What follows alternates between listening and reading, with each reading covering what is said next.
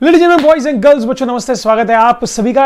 आइए बच्चों शुरू करते हैं आज एक बहुत ही बड़े धमाके के साथ। आज हम शुरू कर रहे हैं एक आपका नया chapter that is called as theoretical distributions. तो देखिए सज्जनों, स्वागत है आप सभी का आज के हमारे इस दहलाने वाले चैप्टर पे, that is chapter of theoretical distributions. ठीक है, चलिए आइए, what do I really understand by the word theoretical distributions. Okay, तो इसके पहले कि मैं ये पढ़ाना स्टार्ट करूँ, आई एम वेरी श्योर कि आप में से कई लोगों ने इसको हो सकता है 12th में देखा हो। हाँ, आप में से कुछ लोगों ने ऑलरेडी कहीं ना कहीं इसको शायद देख लिया होगा मैथ्स में। नहीं भी देखा होगा तो कोई दिक्कत नहीं, कि मैं पढ़ाता हूँ, बेस से ही पढ़ाता हूँ सब कुछ। लेकिन जिन्होंने देखा उनसे भी मैं पूछना चाहूँगा, यार इस चैप्टर से समझते क्या हो, क्या क्या करता क्या है ये चैप्टर, एसेंशियली एक्चुअली करता क्या है, इस चैप्टर का इंपॉर्टेंस क्या है। चलो इंपॉर्टेंस भी नहीं तो जो कुछ भी आपने पढ़ा है सिर्फ वो फॉर्मूले जो आपने देखे होंगे, राइट, कितने अलग अलग आपने उसमें डिस्ट्रीब्यूशंस देखे, आप कोई एक डिस्ट्रीब्यूशन का सिर्फ मुझे प्रैक्टिकल एप्लीकेशन कहाँ पे कुछ होता है ऐसा कुछ बताइए आप, राइट, कि सच में आप समझ पाओ कि ये चैप्टर पढ़ने बाद मैंने इसका किया क्या, इस चैप्टर के नॉलेज का मैंने किया क्या, राइट। अगर आपको इसका आंसर आ रहा है तो बच्चों मैं बोलूँगा वेरी गुड, कि आपने चैप्टर सही तरीके से पढ़ा है।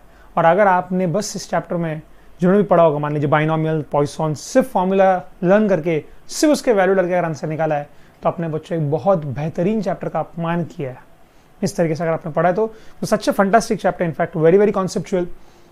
अभी ऑफ कोर्स आई एग्री, हमारा जो कोर्स है प्रोफेशनल कोर्स, उसमें इसका इतना काम नहीं है, इसलिए इसके डिटेल में एकदम नहीं जाएंगे। नहीं तो लेकिन सच में इसमें बच्चों कुछ कुछ बातें ऐसे हैं जिसके सच में हम डिटेल में जाए तो आपको मैथ्स की क्या खूबसूरती है वो यहाँ समझ में आ सकती है। लेकिन as I know I have to be very practical and logical at the same time. So जहाँ जरूरत है वहाँ पे मैं आपको इंट्यूशन देने वाला हूँ, जहाँ जरूरत है मैं वहाँ पे आपको डेफिनेटली लॉजिक देने वाला हूँ। एंड यस, अगर हम पूरा डेप्थ नहीं तो एटलीस्ट उसका इंट्यूशन जरूर देखेंगे, क्योंकि हमें ये हमारे जो प्रोफेशनल कोर्स है उसमें एकदम डेप्थ में इसका नॉलेज कुछ काम का नहीं। इनफैक्ट प्रोफेशनल कोर्स में तो हमारे इसको आपस कभी लगने ही नहीं, हमको नहीं लगने वाला ये। ओके, ये चैप्टर हमको लगने ही नहीं वाला, मतलब सिर्फ फाउंडेशन लेवल पर पढ़ लेना, उसके बाद में तो हमारे प्रोफेशनल कोर्सेस में एटलीस्ट इसका इतना कुछ काम नहीं। इसलिए एकदम घुसेंगे नहीं अंदर, क्योंकि मैं समझता हूँ आपको भी प्रायोरिटाइज करना है बहुत सारी चीजें आपको सिलेबस पढ़ने के लिए। Definitely I give the intuition, I give the logic through which you can understand this chapter in a more beautiful, in a more simplified manner. In fact after understanding the logics you will be able to grasp this chapter in a more better way. Okay, so let me quickly start with what I understand by the word theoretical distributions. तो बच्चों जैसे नाम में ही लिखा है theoretical distribution, इससे पहले कि मैं डायरेक्टली स्टार्ट करूँ मैं सबसे पहले आपसे पूछना चाहूँगा, आपने कोई डिस्ट्रीब्यूशन देखा है क्या? क्या हमने इसके पहले वाले चैप्टर्स में कोई डिस्ट्रीब्यूशन नहीं देखा? सर देखा है ना? मैं बोला कौन सा डिस्ट्रीब्यूशन देखा आपने? सर हमने फ्रीक्वेंसी डिस्ट्रीब्यूशन देखा है। What is frequency distribution?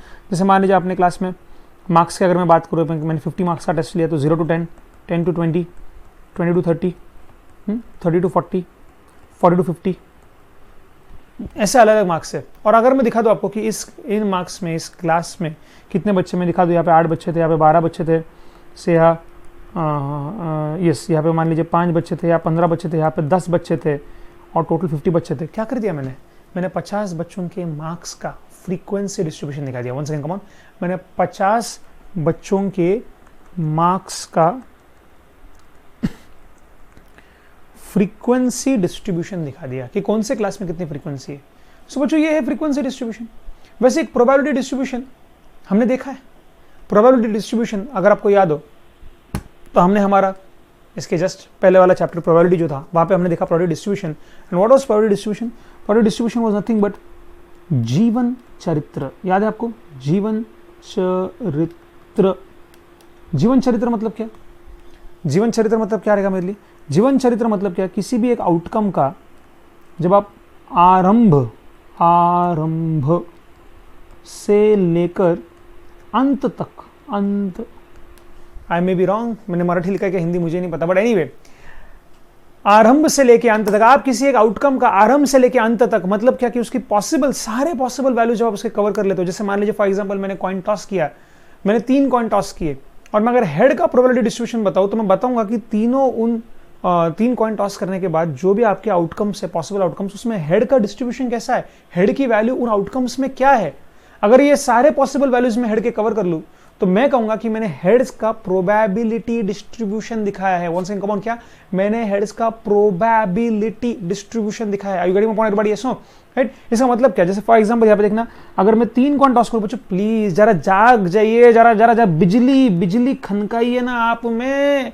क्या होनी चाहिए? जरा सी थोड़ी सी बिजली आपकी खनकनी चाहिए, नहीं तो मजा नहीं आएगा यार इस चैप्टर में। जरा आंग में लगाओ ना जरा आग। राइट। फॉर्मूला सिर्फ पढ़ना मत, रट्टा सिर्फ मारना मत, जरा थोड़ा सा एक एक वर्ड को थोड़ा सा प्यार से, थोड़ा सा एनर्जी से पढ़ेंगे तो ज्यादा मजा आएगा। चलिए लेट्स कंटिन्यू। ओके, तो मैं बता रहा था आपको कि प्रोबेबिलिटी डिस्ट्रीब्यूशन मतलब क्या। तो याद चेक करना, जैसे अगर मैं 3 कॉइन टॉस कर दूं बच्चों, राइट, नुस्सा रट्टा मत मारो, प्रोबेबिलिटी डिस्ट्रीब्यूशन क्या है वो चेक करो। सो जैसे मैंने पहले बताया आपको कि ये कोई ऐसा नहीं कि बहुत ही नया शब्द है। हमने डिस्ट्रीब्यूशन जो है, थ्योरेटिकल डिस्ट्रीब्यूशन पढ़ने से पहले मैं डिस्ट्रीब्यूशन वर्ड पे थोड़ा फोकस करूंगा, then I will take you in the depth of this chapter. अरे यार मजा आ जाएगा। सो ये मैंने आपको दिखाया कि सबसे पहले हमने ऐसा नहीं कि कोई डिस्ट्रीब्यूशन अच्छे से देखा ही नहीं, हमने फ्रीक्वेंसी डिस्ट्रीब्यूशन देखा कि क्लासेस दिया रहता है वहाँ पे हमने फ्रीक्वेंसी मतलब टोटल हमारी जो भी टोटल हमारे पास जितने भी ऑब्जेक्ट्स है, ऑब्जर्वेशन है, वो कैसे बटे हुए हैं, कैसे स्प्रेड हुए हैं फ्रॉम द वैल्यू 0 to 50, इसका हमने फ्रीक्वेंसी डिस्ट्रीब्यूशन देखा है। वैसे ही मैं बस अलग अलग वैल्यूज में प्रोबेबिलिटी, सिर्फ फ्रीक्वेंसी लिखते हुए प्रोबेबिलिटी लिख सकता हूँ क्या मैं? हाँ सर। जैसे मैंने आपको अगर याद हो बच्चों, तो प्रोबेबिलिटी चैप्टर में मैंने प्रोबेबिलिटी का एक स्टैटिस्टिकल डेफिनेशन दिखाया था, किस फ्रीक्वेंसी को हम प्रोबेबिलिटी में कैसे बदल सकते हैं, याद है ना? ये फ्रीक्वेंसी को मैं मुझे अगर प्रोबेबिलिटी में दिखाना है तो बस कुछ भी नहीं करना है, 8 अपॉन टोटल करना है 50, 12 अपॉन 50, 5 अपॉन 50, 15 अपॉन 50, 10 अपॉन 50, बस ये होगा आपकी प्रोबेबिलिटी, सिंपल। और ये हो जाएगा प्रोबेबिलिटी डिस्ट्रीब्यूशन। आपने एक बच्चे को क्या मार्क्स मिल सकते हैं, एक बच्चे को मार्क्स क्या मिल सकते हैं, 0 से लेके 50, बस यही मिल सकते हैं।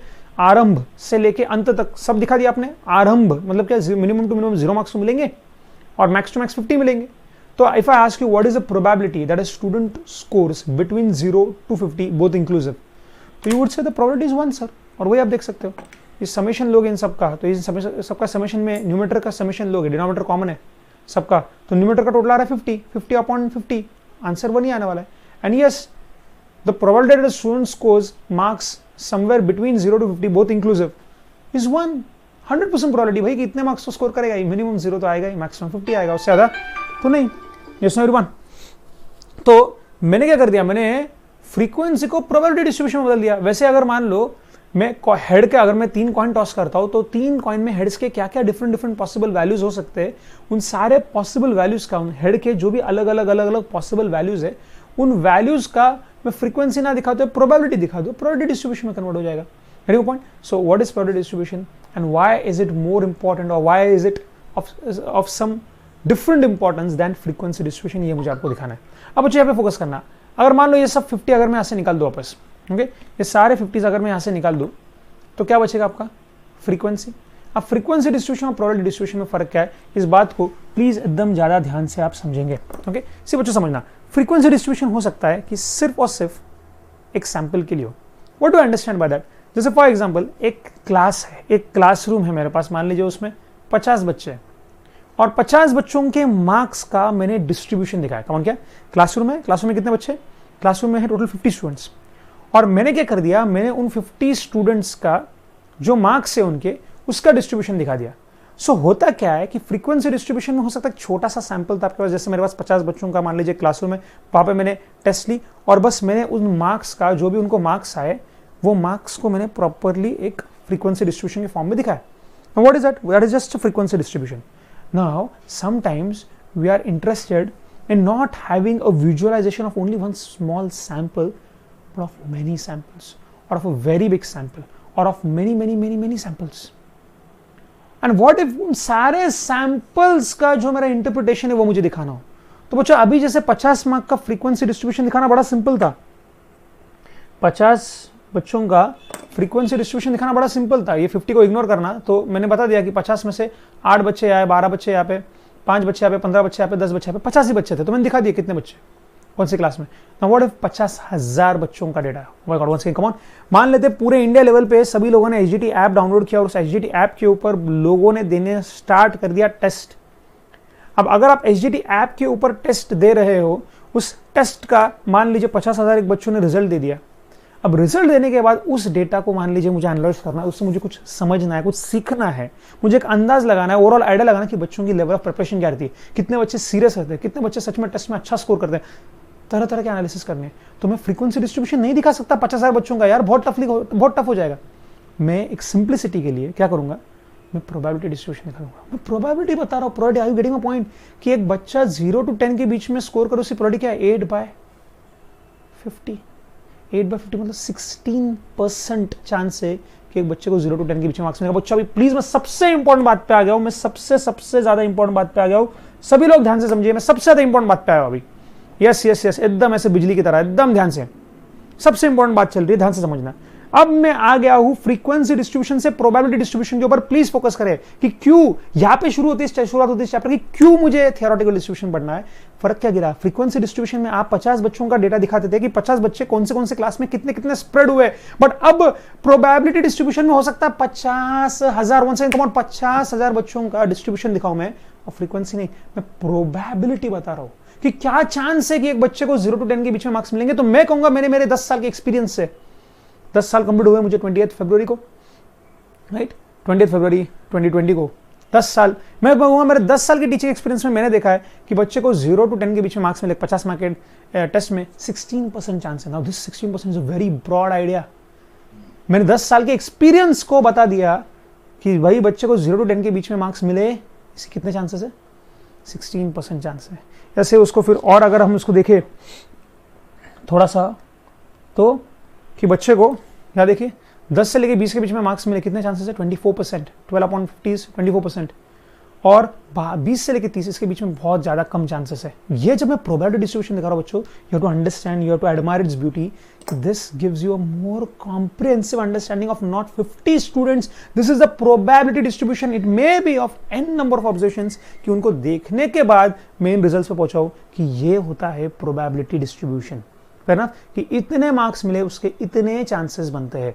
So I hope you are able to admire the beauty. See, मैंने चैप्टर स्टार्ट भी नहीं किया, मैं चाहता तो मैं भी आपके फॉर्मूले लिख के दे सकता था, हाँ, पॉइसन डिस्ट्रीब्यूशन, बाइनोमियल डिस्ट्रीब्यूशन, जिन्होंने सीखा है वो इन शब्दों को समझ पाएंगे। मैंने तो अब तक स्टार्ट भी नहीं किया डिस्ट्रीब्यूशन, मैं तो इसी शब्द पे आ रहा हूँ कि सोले डिस्ट्रीब्यूशन वर्ड को मैं समझ लूँ तो जरा मजा आ जाए। यार क्यों ये मैथ्स गंदा लगता है, क्योंकि आपने पढ़ा ही नहीं बेसिक डिस्ट्रीब्यूशन, डायरेक्ट फॉर्मूला। तो पहली बात, डिस्ट्रीब्यूशन में मैंने शुरुआत किया फ्रीक्वेंसी डिस्ट्रीब्यूशन से, फिर मैं फ्रीक्वेंसी से हलू स्लाइटली आपको ले गया प्रोबेबिलिटी पर। अब मैं आपको दिखा रहा हूं कि क्यों probability distribution is somewhere a more broad idea than frequency distribution. How is it different, frequency distribution हो सकता है 50 बच्चों का हो, but probability distribution n number of observation का होता है।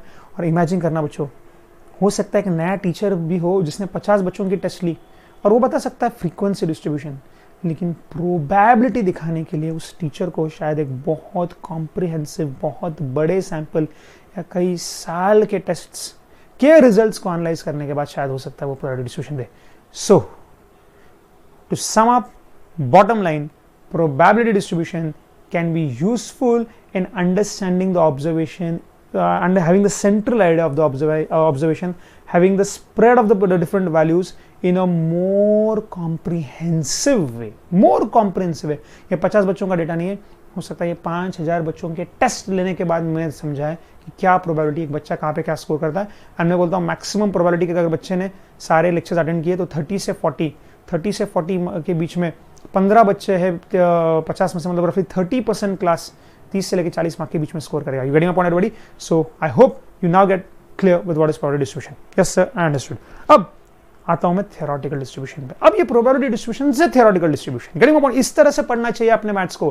प्रॉब्लम क्या है, सुनिए ना, आपको क्या बचपन में जब आप पैदा हुए तो क्या आपको क्या आती थी हिंदी, क्या आती थी मराठी, क्या आती थी English?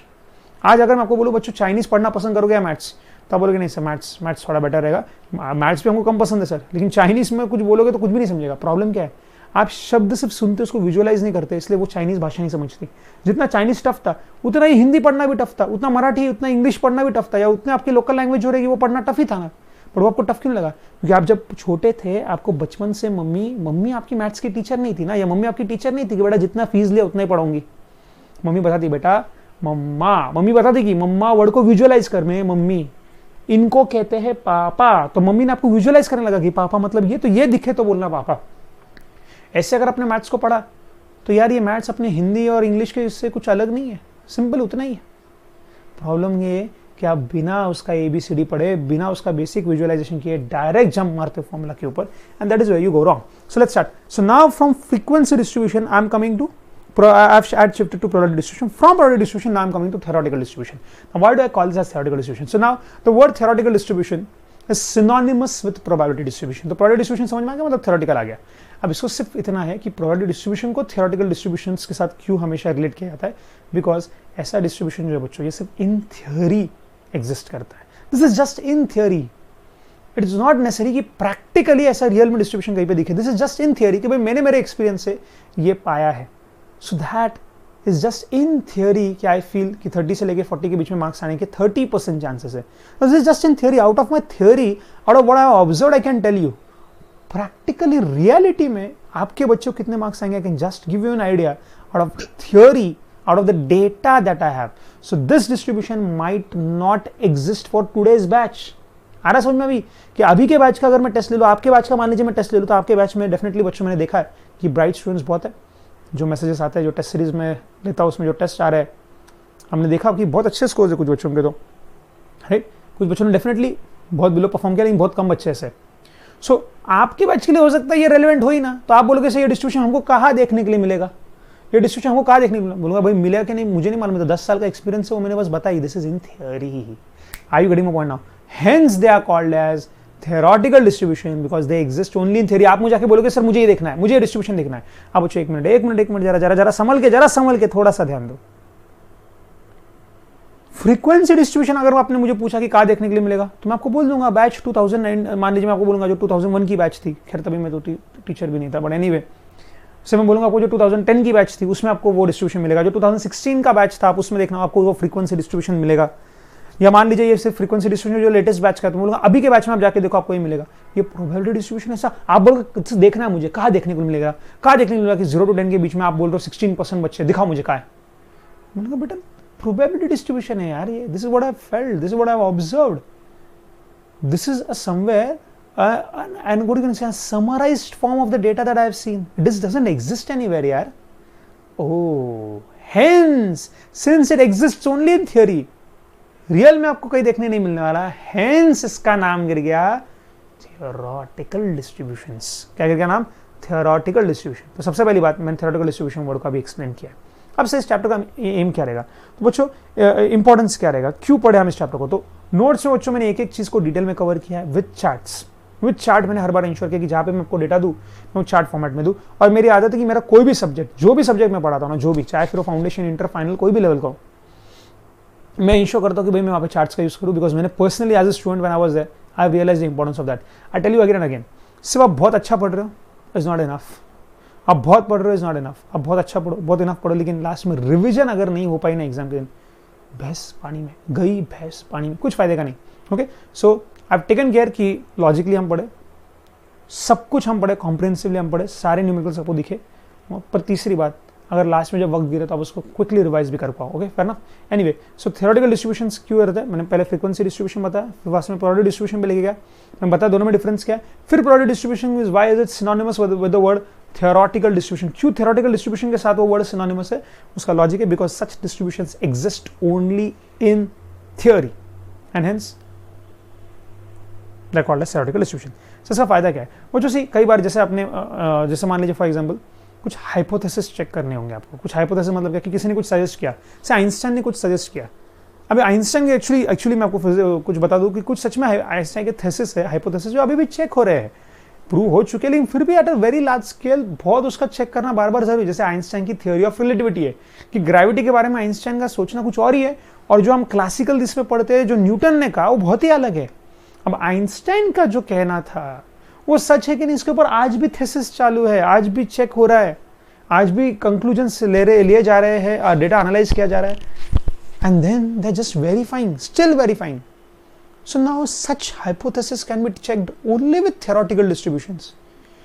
You tell me in reality, show me sir where is it necessary that this will always exist. Now since it is still to be proven, I cannot say कि बाबा हाँ ये रियलिटी में कहाँ देखने के लिए मिलेगा. It's to be proven. अगर है हर जगह रियलिटी में दिखने को मिल रहा है तो उसको हाइपोथेसिस नहीं बोलते, फिर वो थेसिस बन जाता है, फिर वो लॉ बन जाता है. जैसे न्यूटन का लॉ देखता है, दिखता है, दिखाया जा सकता है आपको कि वही जो बोलता है कि gravitational force is given by the formula से G into m1 into m2 upon r square. दिखा सकता है प्रैक्टिकली.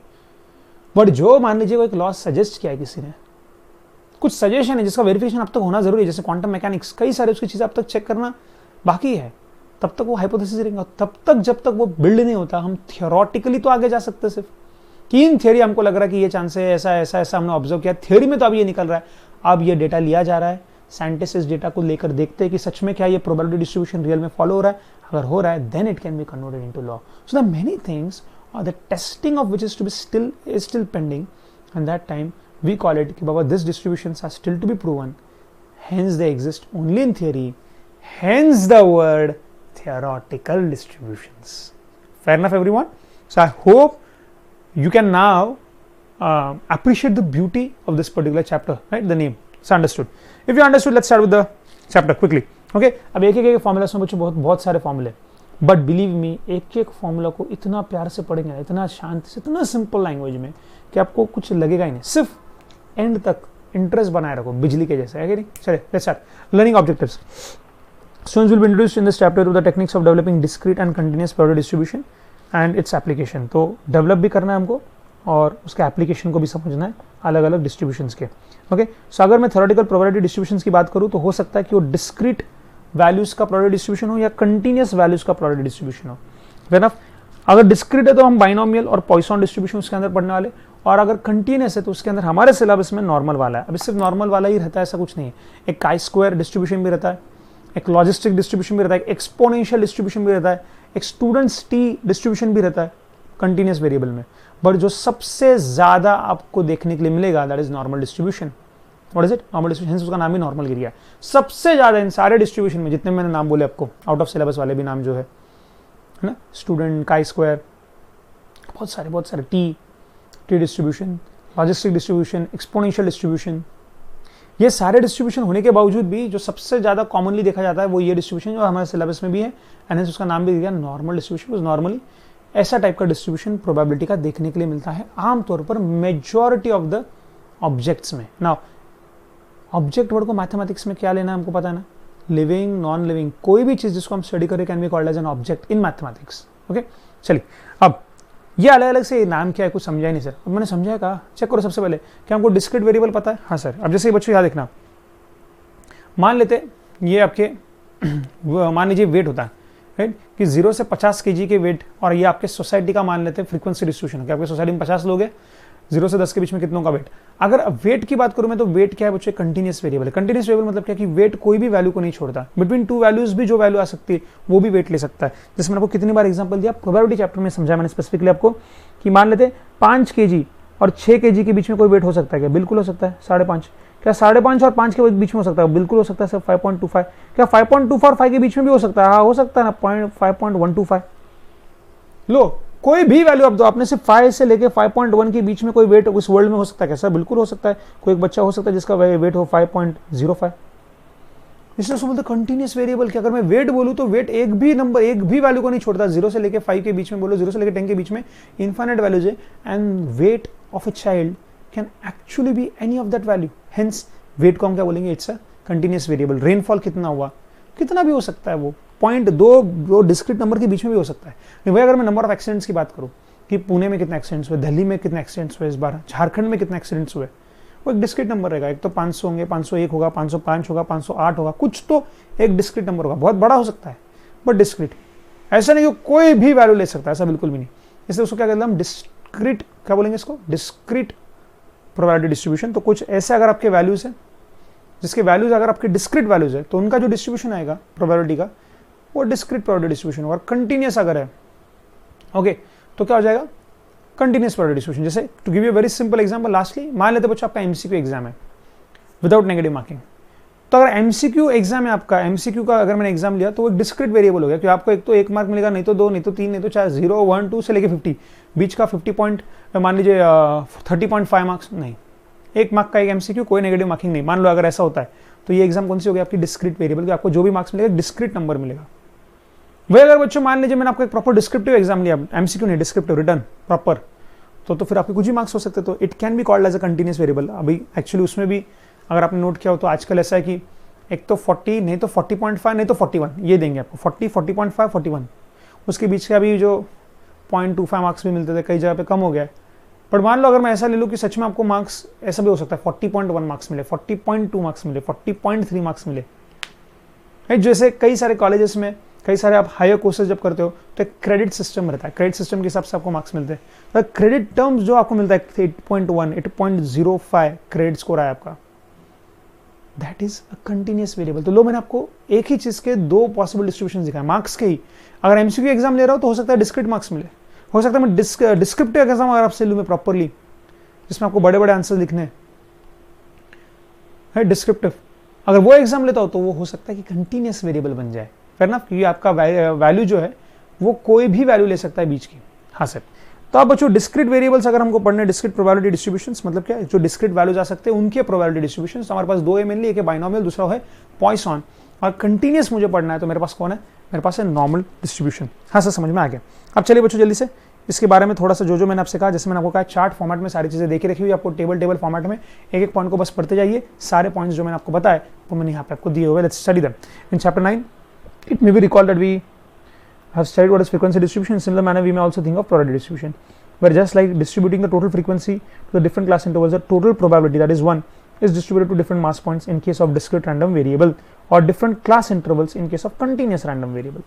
तो continuous random variable में अलग अलग जो class intervals रहते हैं 0 to 10, 10 to 20, 20 to 30, ये जो class intervals रहते हैं, in that you show the distribution of the probability, and of course the summation of probability is always 1, so that probability of 1 is distributed amongst various classes. Fair enough everyone? Yes, no? ठीक है। वो अगर continuous variable तो class intervals में हम frequency को distribute, probability को distribute करके दिखाते हैं। और वही अगर मान लीजिए डिस्क्रीट है तो हम क्लासेस में नहीं, तो कोई तो रैंडम वेरिएबल की जो वैल्यू है उसमें हम डिफरेंट डिस्क्रीट मास पॉइंट्स है, उस पॉइंट की हम फ्रीक्वेंसी डिस्ट्रीब्यूशन दिखाएंगे। Such a probability distribution is called as theoretical probability distribution since it distribution exist only in theory. ये थियोरी में एग्जिस्ट करता है, बस इसलिए इसको हम क्या कहेंगे, थियोरेटिकल डिस्ट्रीब्यूशंस। हाँ सर, समझ में आ गया। अब उसका इंपॉर्टेंस क्या है, जो एक आम तौर पे मेरा एम रहता है कि मैं आपको बताऊँ चैप्टर का इंपॉर्टेंस क्या रहेगा। सो चेक करना, वो भी लिख कर दिया कि ऐसा क्यों जरूरी है। तो देखा, it is observed and observed frequency distribution in many cases में be regard as a sample. 50 बच्चों का एक सैंपल है, that is frequency distribution, representative of a large unknown boundless universe of population.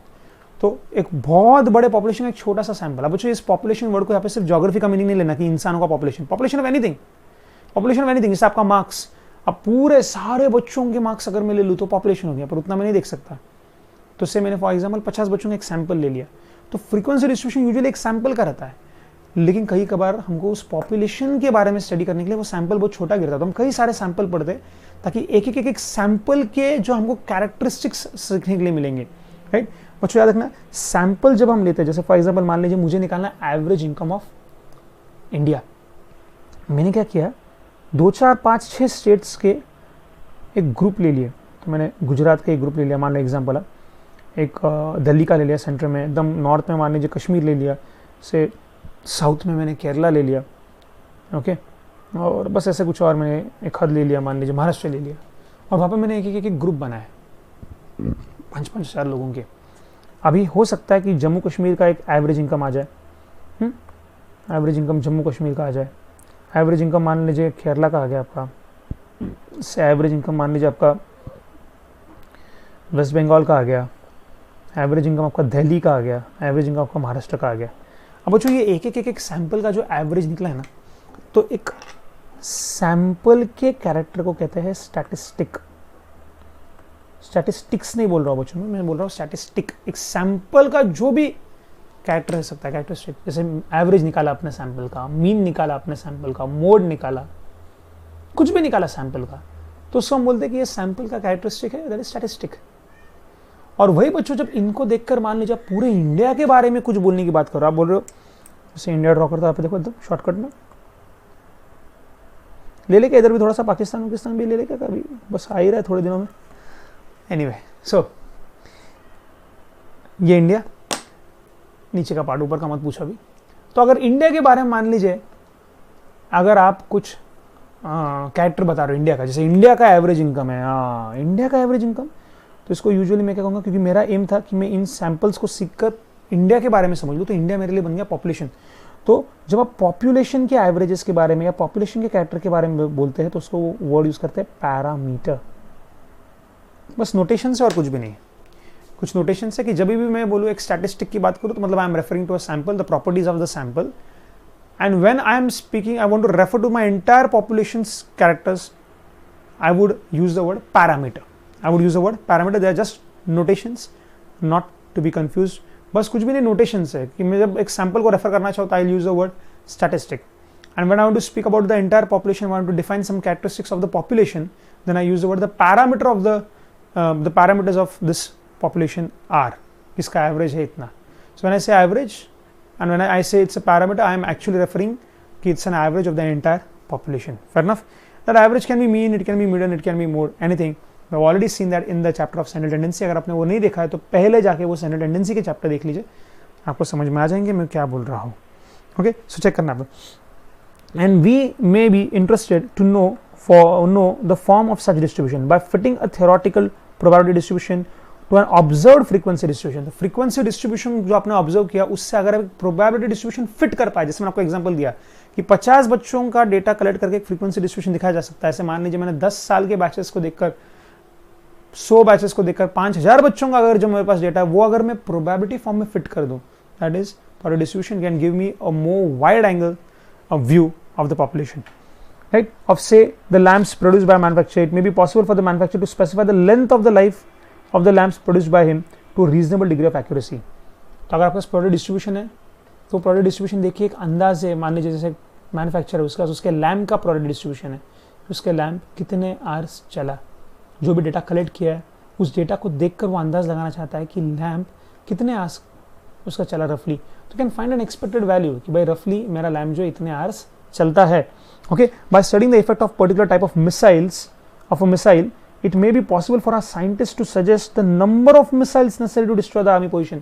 एक मिसाइल के बार बार आपने मान लीजिए उसके टेस्टिंग किया, टेस्टिंग करके आपने ऑब्जर्व किया कि कितना रिजल्टेंट डैमेज हो रहा है सामने, you can then be able to state कि भाई for destroying a given target of the enemy how many missiles में be required.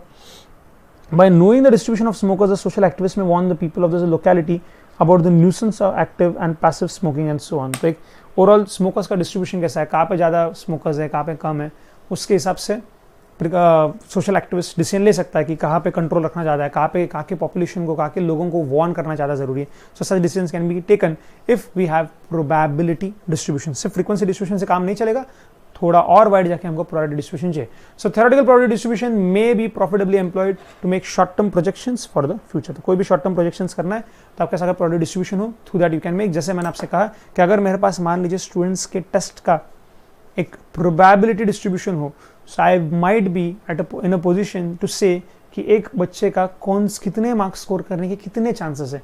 End of course this is for short term because in long run this things keep changing, right. Marks कितने मिलेंगे batch को, हर बार वो update करना चाहिए मैंने, then I can say my probability distribution is actually reflecting the latest results. Fair enough everyone. चलिए ये सब अगर हमने पढ़ लिया तो एक और पॉइंट देखिए इसका क्या इंपॉर्टेंस है थ्योरेटिकल डिस्ट्रीब्यूशंस का। Statistical analysis is possible only on the basis of theoretical distributions, setting confidence limits or testing statistical hypothesis। जैसे मैं आपको एग्जाम्पल दिया Einstein's theory about population parameter. Population parameter मतलब क्या कि जिस भी वेरिएबल का पढ़ रहे हो उसका जो सारा पॉसिबल वैल्यूज है टुगेदर वो क्या बनाएगा पॉपुलेशन, और पॉपुलेशन के जो कैरेक्टर्स है तो उसको हम क्या बोलते हैं parameters, right, is based on probability distribution of population under consideration. तो प्रोबेबिलिटी डिस्ट्रीब्यूशन में also possess all the characteristics of the observed distribution। We define mean, mode, median mode, standard deviation exactly the same way we have defined earlier। Again a probability distribution may be either discrete or continuous। discrete में मेरे पास दो important कौन है, binomial distribution and Poisson distribution, और जो continuous probability distribution है उसमें जो मेरे लिए एक इंपॉर्टेंट है वो कौन है, normal distribution. Fair enough everyone. तो अगर मेरा डिस्क्रीट वेरिएबल है तो I can have what common binomial and Poisson distribution, और अगर मेरा कंटिन्यूस वेरिएबल है तो जो बहुत फेमस है और वो एक ही आपके सिलेबस में दिया that is normal distribution. Fair enough everyone. चलिए तो आज के सेशन में बस मैंने इंट्रोडक्शन दे दिया आपको कि हर एक चीज़ का मीनिंग क्या रहता है। इसके बाद में बाइनोमियल, पॉइसन, नॉर्मल, इसको डिटेल में घुस के हमको देखना है एक चीज़ को, जो आपके ऐप के ऊपर हमारा जो IGT एकेडमी का ऐप है उसके ऊपर जो अपना रेगुलर कोर्स है उसके अंदर आप ये सारे वीडियोज आप देख सकते हैं, वहाँ पे आपको सारे मिल जाएंगे। Right, if you have bought that particular course आपको ऐप में इसके आगे के सारे लेक्चर्स बच्चों मिलते रहेंगे। लेकिन जहां तक कि इसके इंट्रोडक्शन की और इसका मीनिंग, इसका इंपॉर्टेंस देने की बात थी, वो मैंने इस पर्टिकुलर सेशन में कवर किया है। Technical sessions, I will see you right in the app. Until then बच्चों, please take care and bye bye.